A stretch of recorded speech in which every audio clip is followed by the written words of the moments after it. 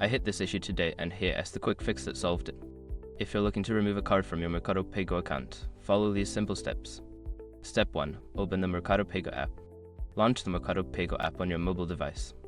Make sure you are logged into your account to access your payment settings. Step 2. Navigate to payment methods.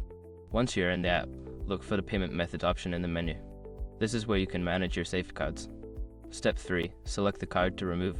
In the payment methods section, find the card you want to remove. Tap on it to view more options. Step 4. Remove the card. After selecting the card, look for the remove or delete option. Confirm your choice when prompted to ensure the card is removed from your account. Step 5. Check your payment methods. Return to the payment methods section to verify that the card has been successfully removed. If it is still listed, try refreshing the app. Sometimes, the app may take a moment to update, so be patient if you don't see the change immediately. I hope this guide helps you manage your payment methods easily. If you have any more questions, feel free to ask.